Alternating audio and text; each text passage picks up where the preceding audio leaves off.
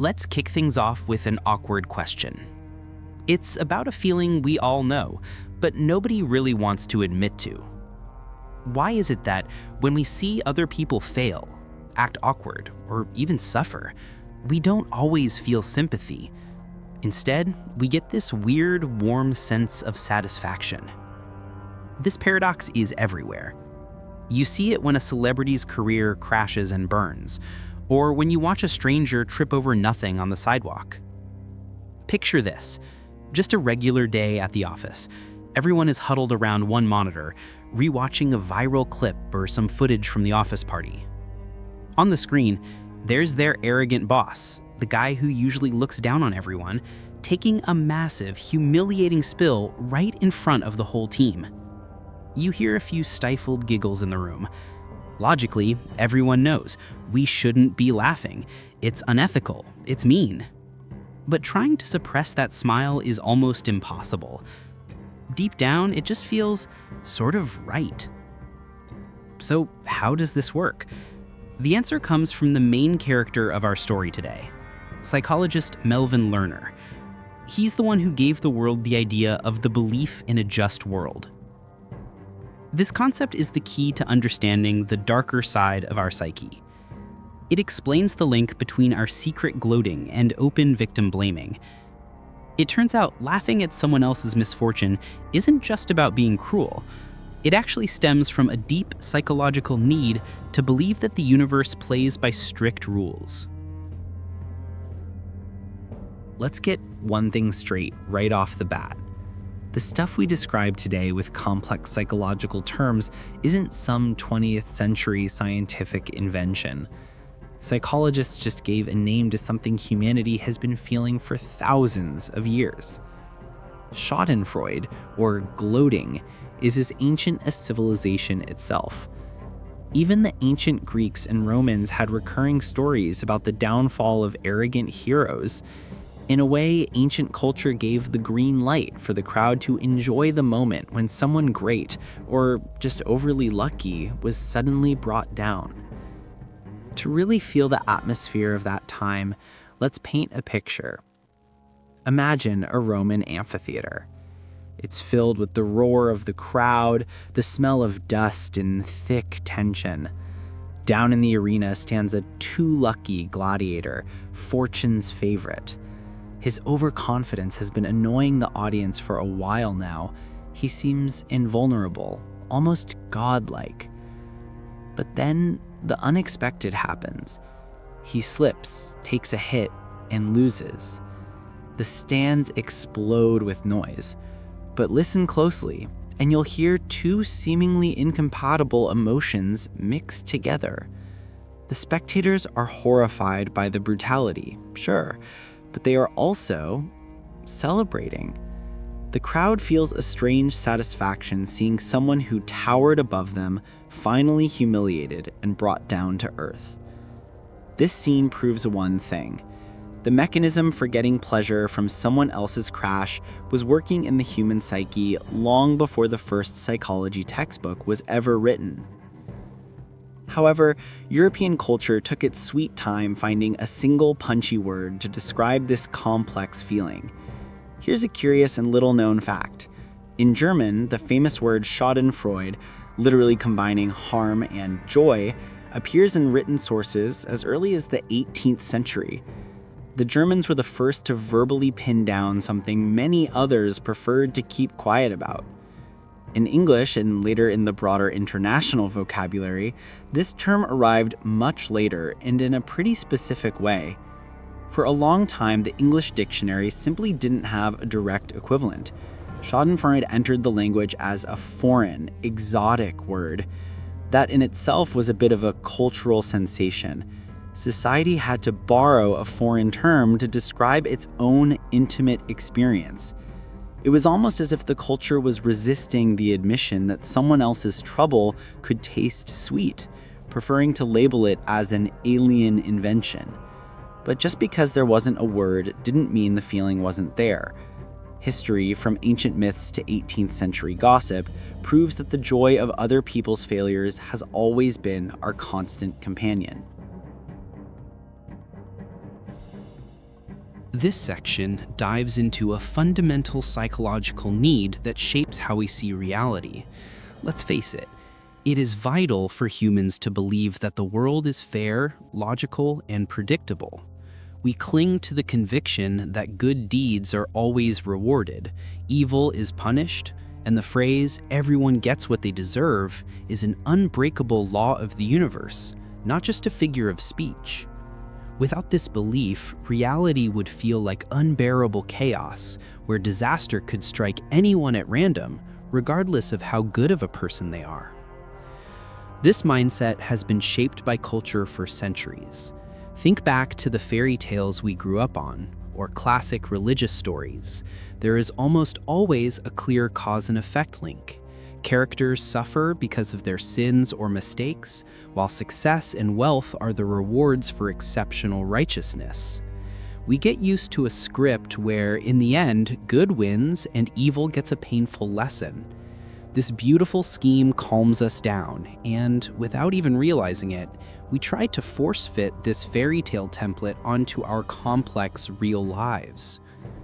You can find a textbook example of this thinking way back in the biblical book of Job. When terrible disasters befall the righteous Job, his friends come to visit. But instead of offering unconditional sympathy, they start looking for the cause of his suffering within him. They would rather accuse the victim of secret sins than admit the terrifying randomness of a world where bad things happen to good people. For them, and for us, it feels psychologically safer to believe the victim is at fault than to accept that the world might just be unfair. The craziest part is that this belief isn't installed in us through philosophy, but through everyday situations starting in childhood. Picture a simple scene. A little kid is running, accidentally trips and falls. He's hurt, he's crying, and what does he often hear from adults? "That's because you are behaving badly," or "I told you not to run around." Objectively, the kid just tripped. It's a question of coordination, not morality. But that is exactly how a rigid link is forged in the mind. Suffering equals punishment. The child gets used to thinking, if I'm in pain, I must be guilty of something. That's how from an early age we learn to look for a fair reason for every misfortune, refusing to believe in pure chance. The road to discovering this phenomenon didn't start with dry academic theories. It started with a real, biographical, even behind-the-scenes moment. Melvin Lerner first started paying close attention to this paradox while working alongside medical staff in psychiatry. And what he saw in those hospital hallways went completely against his expectations of human kindness. Lerner watched doctors and nurses, people who were educated, intelligent, and generally kind in their everyday lives. You would think that this specific group of professionals who face other people's pain daily would show the maximum amount of empathy and understanding. But the psychologist was surprised to find the exact opposite. These good people regularly devalued their patients' suffering and even blamed them for the situation they were in. You can picture the situation like a dark little slice of life. Imagine a young, idealistic psychologist walking into a clinic, expecting to see that famous professional compassion. He sees a patient with a tragic life story, broken by illness and poverty. But instead of words of support from his colleagues, he hears a cold, "Well, he brought this on himself." Lerner was struck by how easily and naturally people pinned the guilt on the victims. The medical staff spoke about the sick as if their diagnoses and social struggles were a direct result of their personal mistakes, laziness, or stupidity. It's his own fault. He shouldn't have lived like that. These phrases were coming from the mouths of people meant to heal, not judge. This observation became the starting point for Lerner's research. He realized he wasn't looking at the cruelty of specific doctors, but out of systemic error in human perception. He asked himself, how is it that kind people refuse to sympathize with the victim, preferring to believe they deserved their suffering. That question is what led to the birth of the theory. To turn his observations from the hospital hallways into hard science, Lerner organized what is now considered a classic in social psychology. This famous experiment laid bare the mechanics of human cruelty born out of powerlessness, and the results were terrifyingly accurate. Let's picture this scene in slow motion, like something out of a tense psychological thriller. We have the cold, sterile light of a laboratory. A group of participants, ordinary people, are sitting behind a one-way mirror. They are told they'll be observing a learning process. On the other side of the glass sits a woman, actually an actress, hooked up to wires. Her task is to memorize pairs of words. For every mistake, she gets a painful electric shock. The observers have zero power to interfere. They can't stop the test, they can't save the student, they are forced to just watch. At first, you see a normal human reaction on their faces. They are outraged, tense, and sympathetic. They hear her trembling voice and watch her flinch with pain. But the experiment drags on. The shocks keep coming one after another, and the weight of witnessing unpunished suffering starts to crush the observer's psyche. This is where the shift happens. Since they can't stop the suffering physically, the participants start defending themselves psychologically. When they were asked to describe the woman behind the glass, their tone changed drastically. Sympathy was replaced by judgment. The audience started looking for flaws in the victim to justify what was happening. You started hearing phrases like, "There's something off about her," "She's acting stupid," or "She got herself into this mess, she shouldn't have agreed to it." To keep believing that the world is fair and that people don't get shocked for no reason, these people were forced to devalue the victim. In their eyes, she had to become bad so that her pain would become deserved. However, there is a crucial and little-known detail in this study that completely unlocks the essence of Lerner's phenomenon. In one variation of the experiment, participants were told the ending. They were informed that after the series of shocks, the woman would receive a significant cash compensation for her suffering. The reaction changed instantly. As soon as people knew that the balance would be restored and the suffering would pay off, they almost completely stopped trashing the victim. The knowledge of restored justice relieved their internal tension. Since the world was fair again, the need to blame an innocent person and invent sins for her disappeared on its own. Lerner's closed laboratory effect didn't stay in the lab. It grew into a scary, everyday phenomenon that we now call victim blaming. It's a psychological defense mechanism that has escaped onto the streets and right into our kitchens. When we see trouble in real life, our brain tries to protect that belief in a fair world. It automatically spits out soothing excuses like, "It's her fault for walking through the park at night. What did he expect, borrowing money from shady people?" Or, "You should have watched your stuff better."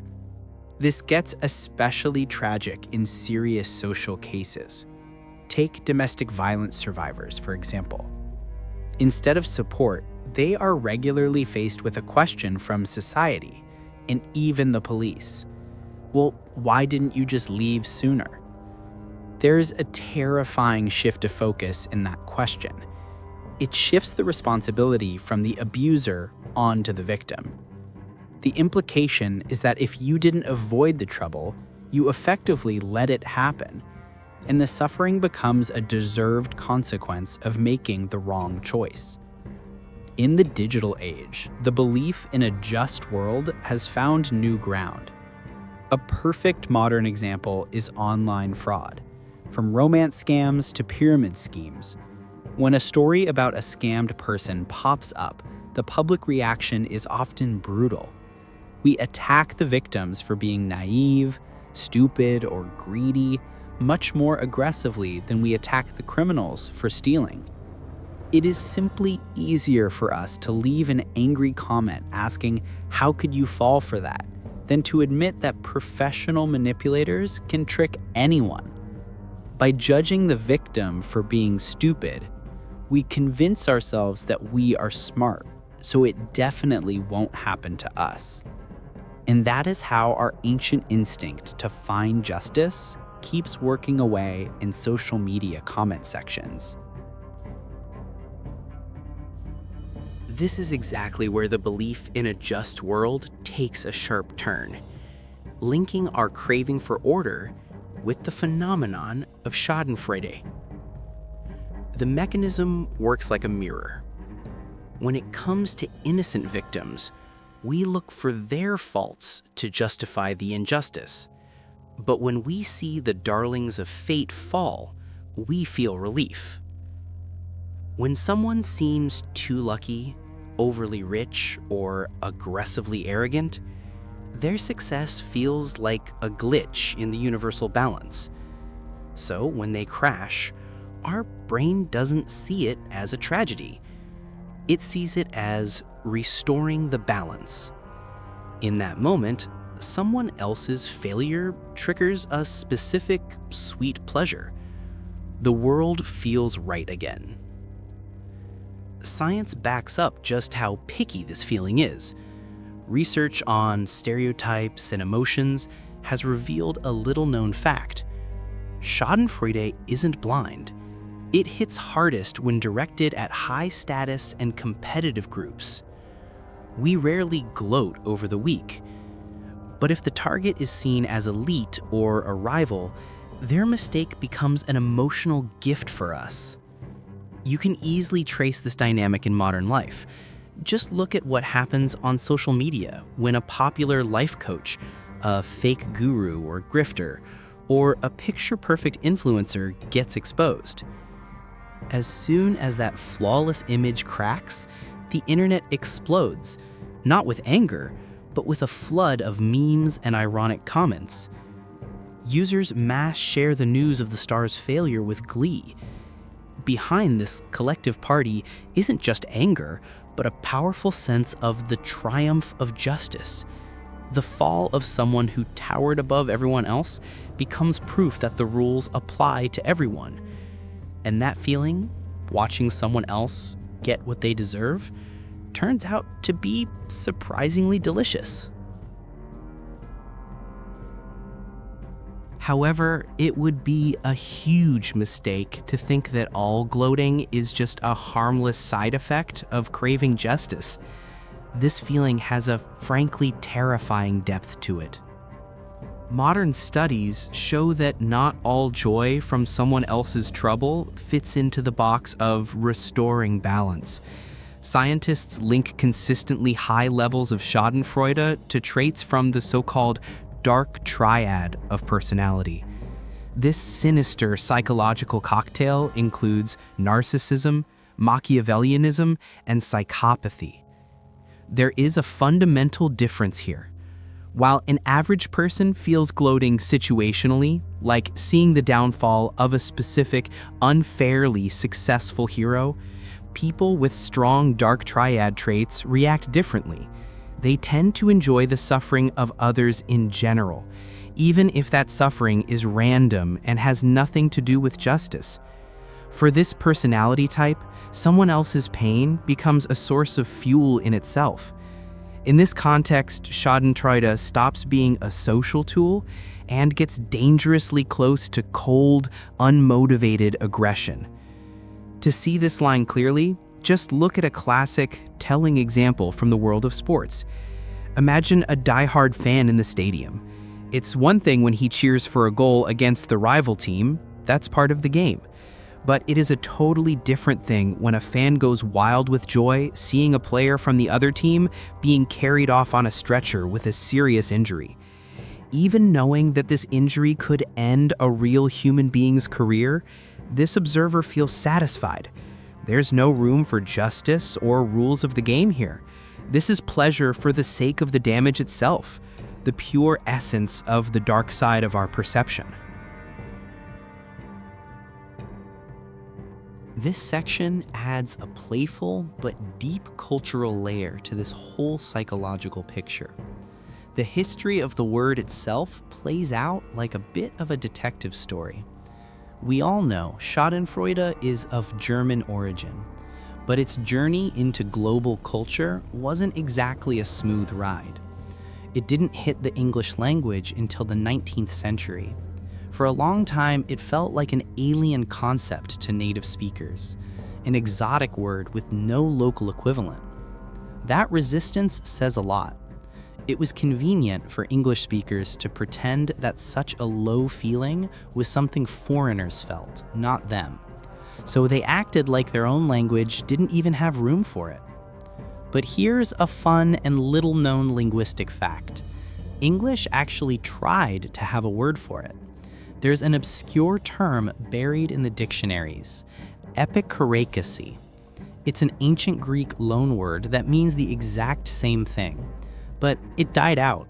It never caught on in real conversation, eventually surrendering its spot to the German Schadenfreude. The linguistic roots dig even deeper into the history of morality. In some languages, like Old Scandinavian dialects, early texts linked the joy of someone else's suffering directly to the devil. Laughing at pain was seen as a satanic trait, a diabolical grin. For centuries, this branded the emotion as an absolute sin. But culture isn't just dictionaries, it's stories. And the best proof that these ancient ideas are still alive today comes from modern urban legends and viral news. Here's a classic plot that always triggers a storm of emotions. A pastor or preacher goes public, claiming a terrible natural disaster is God's punishment for sinners, blaming the victims for their lifestyle. And then comes the plot twist. That same pastor loses his own home in the very same flood. In that moment, the internet is flooded with a massive wave of Schadenfreude. People don't share the story because they wish evil on that specific guy. They share it because of the incredible irony. The judge found himself on the receiving end of the verdict, delivered by nature itself. This section isn't about dry theory. It's an attempt to really feel how our internal defenses break down. Picture a guy, let's call him Andrew. He's just a regular person who lives with a solid, comforting belief. If I work hard, follow the rules, and act decent, everything will be fine. That is his unspoken contract with the universe. But one morning, that contract gets torn to shreds. Andrew gets to work and hears terrible news. His colleague, the most honest, kind, and helpful guy in the office, had his apartment burned down completely overnight. It was blind bad luck, a short circuit next door, but a good man lost everything in an instant. That same day, Andrew sees a totally different scene. Their toxic boss, the guy who's been stepping over people, stealing credit, and bullying his team for years, is beaming. He announces he just got a massive annual bonus. The villain's plan is working perfectly. Inside Andrew, an invisible but furious battle begins. He's gripped by existential dread at the sheer injustice of it all. If disaster can randomly destroy a righteous man while a scumbag thrives, does that mean Andrew isn't safe either? Does it mean being good offers no protection at all? To drown out this panic, his brain starts doing some treacherous work. Andrew catches himself trying to fix the story of the fire so the victim is somehow at fault. Maybe he was careless. Maybe he cheaped out on insurance or stored junk on the balcony, his inner voice whispers, trying to force logic back into the chaos. The sketch ends with a very subtle psychological twist. That evening, exhausted by these thoughts, Andrew reads a news story about some third party, a total stranger, who made a mistake and failed. And suddenly, he feels a sharp, warm wave of pleasure. For the first time, he realizes he's not gloating out of malice, but out of desperation. It feels good to see someone fail simply because it restores the illusion that the world is under control. If someone messed up and paid the price, it means the law of cause and effect is still working and he can finally sleep in peace. Here, we need to honestly break down the two sides of this phenomenon so we don't just blindly judge it. The belief in a just world isn't just a mental glitch. It is a massive psychological engine. Without it, humanity would struggle to survive. On one hand, this mindset is exactly what gets us out of bed in the morning, keeps us working, and helps us follow social rules. It is the foundation of all our planning. We invest in long-term projects, get degrees, and save money for one reason. We believe these efforts will pay off. We trust that the world won't just screw us over at random. This belief is the bedrock of our productivity and why we obey the law. On the other hand, that same belief makes us terrifyingly blind to reality. It turns into blinders, hiding the fact that human life is totally random and vulnerable. The drive to keep our picture of an orderly world forces us to be cruel. We start blaming victims of violence or enjoying someone else's misery, not out of natural malice, but out of fear. Our psyche will make any deal with our conscience just to avoid admitting the scary truth. This disaster could have happened to me, even if I did everything right. We are ready to find sin in the victim, just so we don't have to see chaos in the universe. In this context, some researchers offer a little-known but deep interpretation. They call the belief in a just world a fundamental but necessary illusion. It is a tragic compromise for our psyche. Without this illusion, life becomes too scary. Reality turns into an unpredictable nightmare. But the price we pay for this peace of mind is our ability to inflict moral damage on others. We feel safer with this illusion, but because of it, we lose our compassion, turning someone else's pain into proof of our own safety. In this practical section, we're shifting from theory to some gentle steps for self-reflection. Spotting the just world mechanism in yourself isn't easy, because it loves to disguise itself as righteous anger or a sense of moral satisfaction. The first step is honestly tracking what exactly you are gloating about. You need to learn to tell the difference between two states: joy for restored justice, when evil is actually punished and balance returns, and pure pleasure from someone else's pain, when you just feel good that someone is suffering, even if it's too much. Here, scientific data acts as a sort of marker. Psychologists have found a direct correlation. People with a strong belief in a just world are much more likely to blame victims of circumstance. Even more, statistics show they are less likely to support social programs for vulnerable groups, the unemployed, the poor, and the homeless. Their subconscious logic is simple. If the world is fair, then these people are to blame for their own poverty, and helping them just encourages their wrong behavior. Realizing this lets us catch ourselves red-handed. If seeing a homeless person triggers irritation and the thought he should have just worked harder, instead of a desire to help, that is a cognitive bias talking, not objective reality. Understanding this lets you consciously tweak your reactions, separating social myths from real human beings. The best way to illustrate this inner work is with a short scene. Picture a guy sitting in front of his smartphone screen. He's reading news about a massive scandal involving a celebrity. Yesterday's idol is now humiliated and lost. His finger is already hovering over the keyboard, ready to type a nasty, crushing comment that will get hundreds of likes. But suddenly, he pauses. His finger freezes in the air. For a second, he steps back from the flood of emotions and asks himself an honest, uncomfortable question: does this feel good because the world just got fairer, or simply because someone is hurting right now?